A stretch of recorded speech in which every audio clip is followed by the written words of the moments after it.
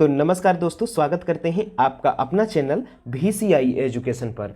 दोस्तों हम आपको बता दें कि अब INM मतलब इंडियन नेशनल कांग्रेस का टॉपिक वाइज MCQ शुरू कर दिए हैं। अब इसमें आपको 30 क्वेश्चन मिलेगा प्रत्येक टॉपिक से। कहिएगा तो नीचे कमेंट करके हमको बताइए, हम आपको ज़्यादा से ज़्यादा क्वेश्चन भी करा सकते हैं। अभी हम शुरू किए हैं उदारवादी और उग्रवादी विचारधारा से संबंधित 30 क्वेश्चन पर चर्चा करेंगे और बहुत ही इंपॉर्टेंट होगा आपके एग्जाम ऑफ पॉइंट व्यू से। इसमें हम लोग टॉपिक वाइज जितने भी INM अभी आप लोग ऑनलाइनर फॉर्म में पढ़े हैं उन सबसे क्वेश्चन निकाल कर आए हैं। तो चलिए इसे चर्चा कर लेते हैं दोस्तों। आज का हम लोग का सबसे पहला क्वेश्चन आपके सामने है, तो बताइए इसका राइट आंसर क्या होगा दोस्तों।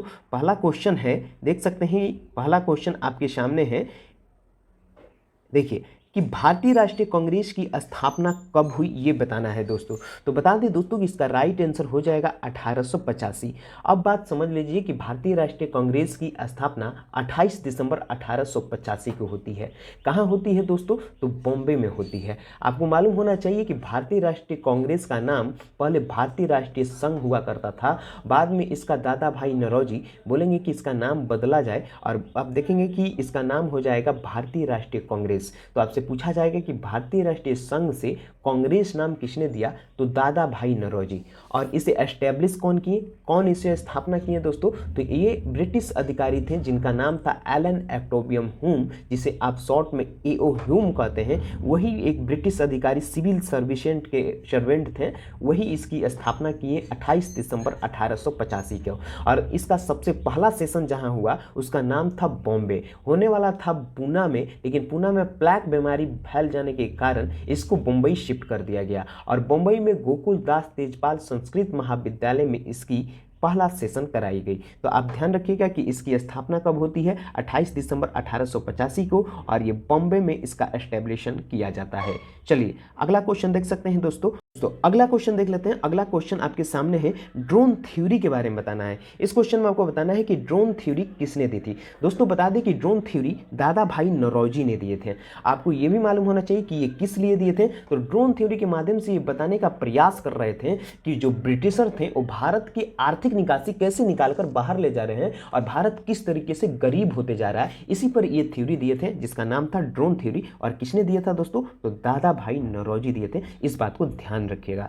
आइए अगला क्वेश्चन देख सकते हैं दोस्तों। अगला क्वेश्चन भी आपके सामने इंपॉर्टेंट हो जाता है, तो देखिए इसको राइट आंसर बताइए कि अगला क्वेश्चन का राइट आंसर क्या हो जाएगा। देखिए अगला क्वेश्चन है कि गरीबी और on British rule in India के लेखक कौन है। आपको बताना है गरीबी और on British rule in India के लेखक कौन है दोस्तों। तो ये भी दादा भाई नौरोजी हैं। बता दें कि इस पुस्तक में उन्होंने ब्रिटिश शासन की आलोचना करते हुए नजर आए और भारत की गरीबी के कारण विश्लेषण किया और ड्रोन थ्योरी के माध्यम से ये चीजें भी बताई दोस्तों। आइए अगला क्वेश्चन देख सकते हैं। अगला क्वेश्चन आपके सामने है। देखिए अगला क्वेश्चन है दोस्तों कि गोपाल कृष्ण गोखले किस संस्था से जुड़े थे। देखिए निम्नलिखित संस्था का नाम दिया है, इसमें से एक संस्था जो है जो गोपाल कृष्ण गोखले जो है उस संस्था से जुड़े थे। तो आपको बताना है कि वो किन संस्था से जुड़े थे दोस्तों। तो बता दें दोस्तों इसका राइट आंसर क्या हो जाएगा दोस्तों। आपको इसमें राइट आंसर इसको बताना है कि गोपाल कृष्ण गोखले किन संस्था से जुड़े थे दोस्तों। तो इसका राइट आंसर क्या होगा दोस्तों। तो देखिए इसका राइट आंसर हो जाएगा B, यानी भारतीय समाज सेवक संघ, जिसको सर्वेंट ऑफ इंडिया सोसाइटी कहते हैं दोस्तों। इसी सेवा से ये जुड़े थे दोस्तों। आपको ये भी मालूम होना चाहिए मेरे दोस्तों कि गोखले ने 1905 में इस संस्था की स्थापना की थी ताकि युवा भारतीय सामाजिक और राजनीतिक सेवा के लिए प्रेरित हो सके और इस संस्था से जुड़ सके। तो इसका राइट आंसर हो जाएगा B। आइए अगला क्वेश्चन देख सकते हैं। अगला क्वेश्चन भी आपके सामने इंपॉर्टेंट हो जाता है, तो बताइए इसका राइट आंसर क्या हो जाएगा कि निम्नलिखित में से कौन उदारवादी नेता नहीं थे। इसमें से बताना है कि इसमें से निम्नलिखित नाम दिया गया है, इसमें से एक नाम ऐसा है जो उदारवादी नेता नहीं थे दोस्तों। तो दोस्तों बाल गंगाधर तिलक और देखिए ये बाल गंगाधर तिलक ये थे उग्रवादी थे। बाल गंगाधर तिलक इसका राइट आंसर हो जाएगा दोस्तों। और बाकी सब जो थे वो उदारवादी नेता थे दोस्तों। बाकी जो थे वो कौन थे? उदारवादी नेता थे दोस्तों। तो इसका राइट आंसर क्या हो जाएगा? B हो जाएगा। तो अब हम आपको बता दें कि तिलक उग्रवादी नेता थे दोस्तों, जिन्होंने ब्रिटिश शासन के विरुद्ध जन आंदोलन और क्रांतिकारी नीतियों का क्या किए थे? समर्थन किए थे, इसीलिए इनको उग्रवादी नेता कहा जाता है। हालांकि अगला क्वेश्चन देख सकते हैं दोस्तों। अगला क्वेश्चन भी आपके सामने इंपॉर्टेंट हो जाता है, तो इस क्वेश्चन में आपको बताना है दोस्तों दोस्तों कि उदारवादी नीतियों की नीति क्या थी। उदारवादियों की नीति क्या थी, इसमें बताना है आपको उदारवादियों की नीति क्या थी दोस्तों। तो इसका राइट आंसर बताना है कि उदारवादियों की नीति क्या थी दोस्तों। तो आपको बता दें कि उदारवादी जो थे वो प्रार्थना याचिका और निवेदन करते थे दोस्तों। प्रार्थना याचिका और क्या करते थे, निवेदन करते थे। क्योंकि प्रारंभिक कांग्रेस के जो नेता थे वो उदारवादी ही थे और ब्रिटिश सरकार के सुधारों की मांग करते थे, तो प्रार्थना करते थे, याचिका करते थे, निवेदन करके अपने मांग को मनवाते थे दोस्तों। इसीलिए इसका राइट आंसर क्या हो जाएगा, सी हो जाएगा। आइए अगला क्वेश्चन देख सकते हैं। अगला क्वेश्चन भी इंपॉर्टेंट हो जाता है। तो देखिए अगला क्वेश्चन है कि किस अधिवेशन में स्वराज की मांग पहली बार रखी गई थी दोस्तों। और नीचे आपको कमेंट बताना है कि इस अधिवेशन के अध्यक्ष कौन है दोस्तों। तो इसका राइट आंसर बताना है दोस्तों। इसका राइट आंसर हो जाता है कलकत्ता अधिवेशन 1906। आपको बता दें दोस्तों कि पहली बार इस अधिवेशन में स्वराज की मांग की गई दोस्तों। और आपको नीचे कमेंट करना है दोस्तों और बताना है कि इस अधिवेशन के अध्यक्ष कौन थे दोस्तों। तो नीचे कमेंट करके बताइए। आइए अगला क्वेश्चन देख सकते हैं दोस्तों। अगला क्वेश्चन भी आपके एग्जाम पॉइंट व्यू से बहुत ही ज़्यादा इंपॉर्टेंट है। और बता दें कि ये हम लोग जो सेशन कर रहे हैं वो INM इंडियन नेशनल कांग्रेस के टॉपिक वाइज सेशन अब से शुरू कर दिए हैं। अब प्रत्येक दिन आपको टॉपिक वाइज सेशन मिलेगा दोस्तों। आज हम लोग का पहला टॉपिक है जिसका नाम है उग्रवादी और उदारवादी नीति से संबंधित इंपॉर्टेंट क्वेश्चन। 30 क्वेश्चन देखने को मिलेगा। तो बताइए इसका उदारवादियों का मुख्य उद्देश्य क्या है था दोस्तों। तो उदारवादी जो थे उनका उद्देश्य क्या था दोस्तों, ये आपको बताना है। तो बता दें दोस्तों इसका राइट आंसर सबसे पहले तो बी हो जाएगा, क्योंकि ये सुधारवादी मांग में थे दोस्तों। और ये चाहते थे कि ब्रिटिश सरकार धीरे धीरे भारतीयों को प्रशासन में भाग दे और कानूनों में सुधार करे। तो इसीलिए इसका राइट आंसर क्या हो जाएगा, सुधारवादी मांग। आइए अगला क्वेश्चन देख सकते हैं दोस्तों। अगला क्वेश्चन भी इंपॉर्टेंट हो जाता है। तो बताइए इसका राइट आंसर क्या हो जाएगा, संवैधानिक सुधार किस विचारधारा का हिस्सा था। इस क्वेश्चन में बताना है कि संवैधानिक सुधार जो था वो किस विचारधारा का हिस्सा था दोस्तों। तो इसको राइट आंसर क्या हो जाएगा, तो इसका राइट आंसर आपको बताना है कि संवैधानिक सुधार जो थे वो उदारवादी विचारधारा से जुड़ा था दोस्तों। आपको बता दें कि उदारवादी नेताओं का विश्वास था कि संविधान में बदलाव के माध्यम से ही स्वतंत्रता की प्राप्ति की जा सकती थी। इसीलिए इसे राइट आंसर हो जाएगा उदारवादी।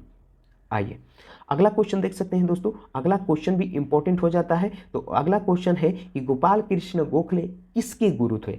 बहुत ही इंपॉर्टेंट क्वेश्चन, मतलब ये कौन नहीं जानता है दोस्तों कि गोपाल कृष्ण गोखले किसके गुरु थे। तो महात्मा गांधी के गुरु थे। और ये भी आपको मालूम होना चाहिए कि गांधी जी ने स्वयं स्वीकार किया था कि गोखले उनके राजनीतिक गुरु थे। और ये आपको एक इनका बुक भी थे, गोखले इज माई पॉलिटिकल गुरु, ये इनकी एक किताब ही है दोस्तों। तो इस चीज़ को भी ध्यान रखिएगा। इन्होंने गांधी जी को भारत की राजनीतिक स्थिति से अवगत कराया था, इसीलिए ये क्या हुए, महात्मा गांधी की राजनीतिक गुरु भी कहलाएं। आइए अगला क्वेश्चन देख सकते हैं दोस्तों। अगला क्वेश्चन इंपॉर्टेंट हो जाता है कि स्वराज मेरा जन्म सिद्ध अधिकार है, ये किसने कहा था दोस्तों। आपको बताना है कि स्वराज मेरा जन्म सिद्ध अधिकार है ये किसने किया था। तो बाल गंगाधर तिलक ने कहे थे। किसने कहा था, तो बाल गंगाधर तिलक कहे थे दोस्तों। आपको ये भी मालूम होना चाहिए कि तिलक का यह नारा उग्रवादी आंदोलन की पहचान बन गई और भारतीय युवाओं में जो संघर्ष कर रहे थे वो प्रेरित होकर और भी जुड़े, क्योंकि ये ऐसा नारा है जो युवाओं में जोश भर देता है दोस्तों। स्वराज मेरा जन्म सिद्ध अधिकार है, ये बाल गंगाधर तिलक का नारा है दोस्तों। तो आइए अगला क्वेश्चन देख सकते हैं। इंपॉर्टेंट क्वेश्चन है कि लाल बाल पाल के नाम से कौन मतलब लाल बाल पाल में बताना है कि पाल के नाम से किसे जानते हैं दोस्तों। तो इनका नाम क्या है, तो बिपिन चंद्र पाल हो जाएगा दोस्तों। बिपिन चंद्र पाल इनका राइट आंसर हो जाएगा। आपको मालूम होना चाहिए कि लाल बाल पाल 3 प्रमुख उग्रवादी नेता थे। इनको त्रिकूट भी कहा जाता है दोस्तों। लाल से क्या होता है, लाला लाजपत राय, बाल से बाल गंगाधर तिलक और पाल से होता है बिपिन चंद्र पाल। ये 3 लोगों का समूह हुआ करता था और इसका राइट आंसर हो जाएगा ए। आइए अगला क्वेश्चन देख सकते हैं। अगला क्वेश्चन है कि बंगाल विभाजन किस वर्ष हुआ। आपको इस क्वेश्चन बताना है कि बंगाल विभाजन कब हुआ दोस्तों। तो ये कौन नहीं जानता है दोस्तों, बंगाल विभाजन 1905 हुआ। और आपको मालूम होना चाहिए कि लॉर्ड कर्जन ने बंगाल का विभाजन कर दिया था और यह विभाजन सांप्रदायिक आधार पर किया था दोस्तों, जिससे राष्ट्रवाद को बढ़ावा मिल जाए। और आपको इसका राइट आंसर क्या हो जाएगा, तो सी हो जाएगा 1905 में, क्योंकि बंगाल को 2 टुकड़ों में बांट दिया था। ये एक ऐसा निंदनीय काम किया था दोस्तों। आइए अगला क्वेश्चन देख सकते हैं, अगला क्वेश्चन भी इंपॉर्टेंट है दोस्तों, अगला क्वेश्चन भी इंपॉर्टेंट है कि उग्रवादी का प्रमुख मतलब उग्रवादी जो थे उनका उद्देश्य क्या था, मुख्य उद्देश्य क्या था दोस्तों, उनका उद्देश्य क्या था दोस्तों, आपको बताना है दोस्तों। तो देखिए उनका उद्देश्य था पूर्ण स्वतंत्रता, और उदारवादी जो थे वो पूर्ण स्वतंत्रता के विचार में नहीं थे, वो चाह रहे थे कि धीरे धीरे भारत की स्वतंत्रता मिले। ये लोग चाह रहे थे कि नहीं, हम लड़कर लेना चाहते हैं स्वतंत्रता, हमको अभी चाहिए स्वतंत्रता। ये उग्रवादी नेता का मांग था, और ये पूर्ण रूप से भारत को स्वतंत्र रूप में देखना चाहते थे।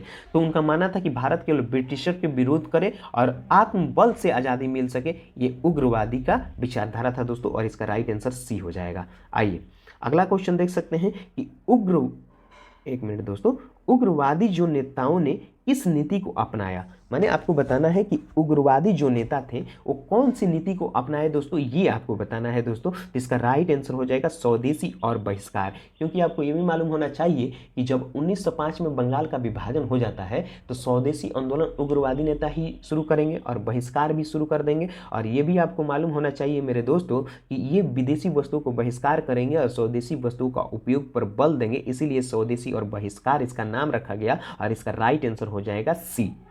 आइए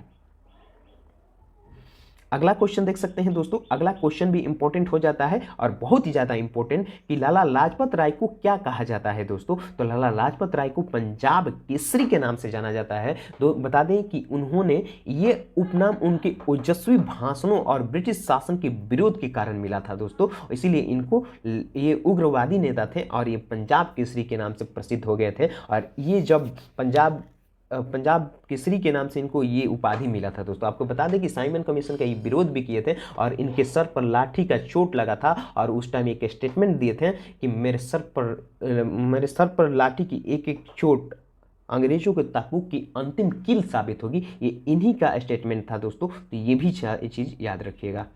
आइए अगला क्वेश्चन देख सकते हैं कि अगला क्वेश्चन भी इंपॉर्टेंट हो रहा है कि उग्रवादी नीतियों ने किस नीति को नहीं अपनाया, मतलब उग्रवादी जो थे इसमें से कौन सी नीति है जिसे वो नहीं अपनाए दोस्तों। इसको आंसर बताना है कि उग्रवादी कौन सी नीति को नहीं अपनाए। देखिए वो लोग बहिष्कार स्वदेशी अपनाए, बहिष्कार अपनाए, राष्ट्रीय शिक्षा पर बल दिए, लेकिन याचिका प्रार्थना करने पर बल नहीं दिए। यही तो उग्रवादी का मान था कि ये याचना प्रार्थना नहीं करते थे, हाथ गोड़ पैर पटक कर माफी नहीं मांगते थे। ये कहते थे कि हमको पूर्ण रूप से भारत को स्वतंत्र कीजिए, अगर नहीं कीजिएगा तो हम लड़कर स्वतंत्र कराना जानते हैं। इसीलिए इसका राइट आंसर क्या हो जाएगा, सी हो जाएगा दोस्तों। आइए इसका अगला क्वेश्चन देख सकते हैं।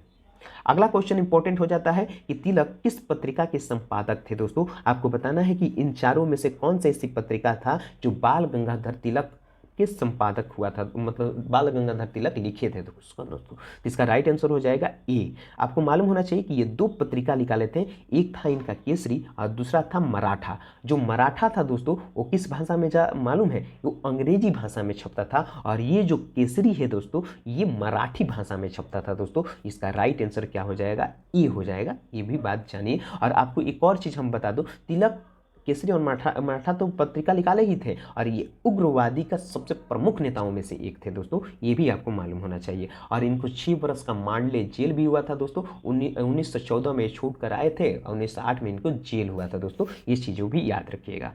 आए थे। और आपको ये बताना है दोस्तों कि जब ये जेल से आए थे तो कौन से आंदोलन की शुरुआत किए थे दोस्तों। तो आपको मालूम होना चाहिए कि होम रूलिंग आंदोलन शुरुआत किए थे। आइए अगला क्वेश्चन देख सकते हैं कि अगला क्वेश्चन है कि उग्रवादी विचारधारा किस विचार से प्रेरित थी दोस्तों। इसमें आपको बताना है कि उग्रवादी जो विचारधारा थी वो किस विचारधारा से प्रेरित थी दोस्तों। तो आपको बता दें कि फ्रांसीसी और अमेरिकी क्रांति से प्रेरित थी।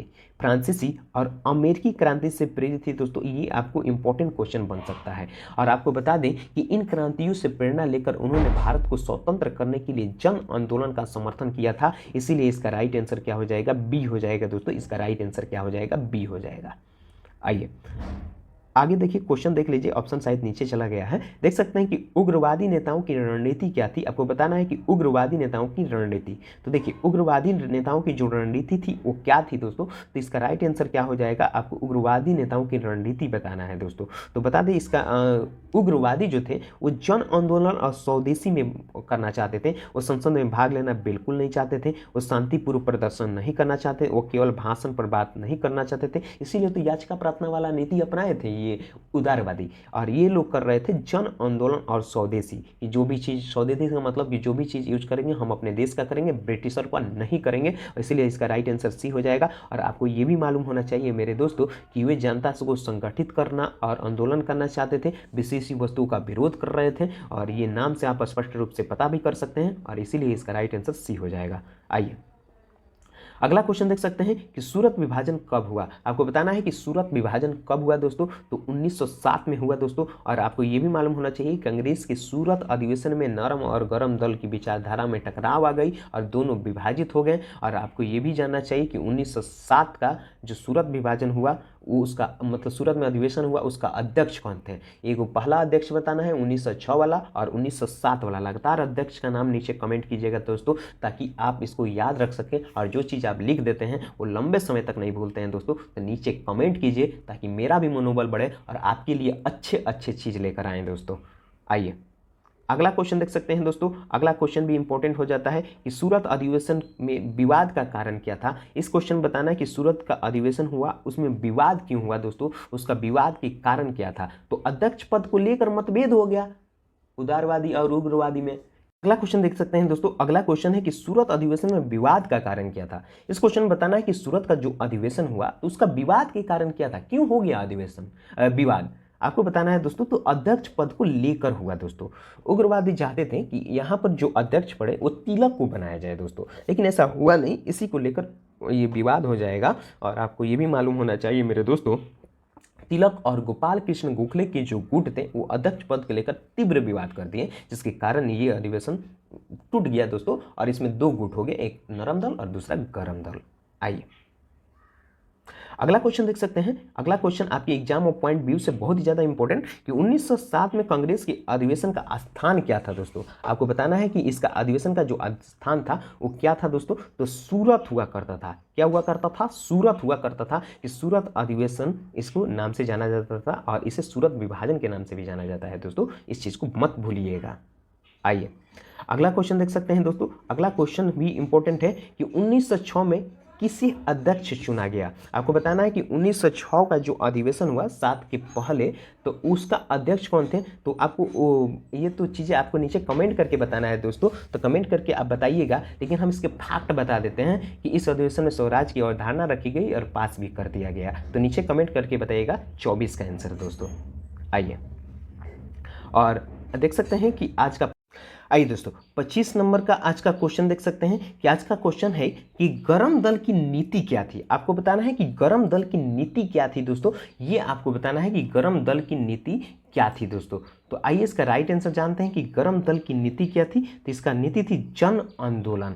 क्या थी दोस्तों, जन आंदोलन। आप देखेंगे कि ये संवैधानिक सुधार की बात तो बिल्कुल नहीं करेंगे मेरे दोस्त, बिल्कुल नहीं करेंगे। और आपको मालूम होना चाहिए कि शांति याचिका तो ये बिल्कुल नहीं करेंगे, संवैधानिक सुधार भी नहीं करेंगे, चुनाव बहिष्कार भी नहीं करेंगे, इसलिए इसका राइट आंसर सी हो जाएगा। आइए नरम दल किस पर विश्वास करता था। आपको बताना है दोस्तों कि जो नरम दल था वो किस पर विश्वास करता था दोस्तों। नरम दल की बात हो रही है दोस्तों। नरम दल जो ब्रिटिश किस पर विश्वास करता था, तो ब्रिटिश न्याय प्रणाली पर विश्वास करता था। जो गरम दल बिल्कुल इस बात को नहीं मानते थे और इसका विरोध करते थे।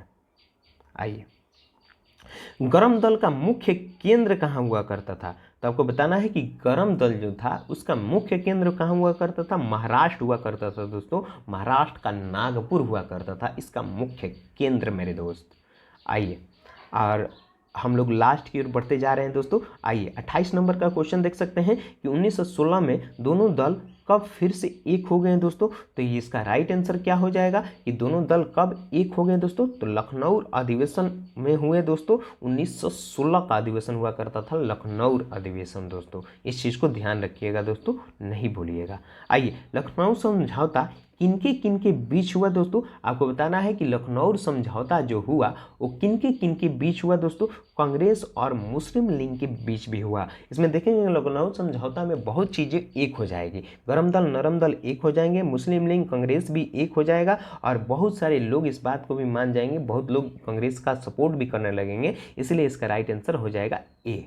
आइए और आज का अंतिम क्वेश्चन, और इस तरीके से क्वेश्चन और हम लोग का आज का अंतिम क्वेश्चन हो जाएगा दोस्तों। तो आइए, अंतिम क्वेश्चन, किस नेता ने गरम दल और नरम दल दोनों को सम्मान देते थे दोस्तों? इसमें आपको बताना है कि गरम दल और नरम दल को किस नेता ने सम्मान देते थे दोस्तों। तो इनका नाम था महात्मा गांधी। और आपको ये भी मालूम होना चाहिए दोस्तों कि ये किसी भी क्षेत्र में अपनी पूर्ण योगदान नहीं दिए थे। आप देखिए ना, कांग्रेस के मात्र एक अधिवेशन किए थे और किसी भी अधिवेशन में सम्मिलित नहीं हुए हैं, और ये अपना इनका अलग रूप था। और ये एक ऐसा नाम है दोस्तों कि भारत को आज़ाद कराने में इनकी प्रमुख भूमिका हुई दोस्तों। तो आज का क्वेश्चन यहीं पर रहने देते थे, और चले मिलते हैं इसी तरह के कंटेंट के साथ अगले वीडियो में और अगले टॉपिक के साथ। अब हम आपको INM पूरे टॉपिक वाइज करा देंगे दोस्तों। तो बने रहिए क्वेश्चन को दोस्तों। वीडियो कैसे लगी कमेंट करके बताइए, ताकि मेरा भी मनोबल बढ़े दोस्तों। तब तक के लिए बाय बाय।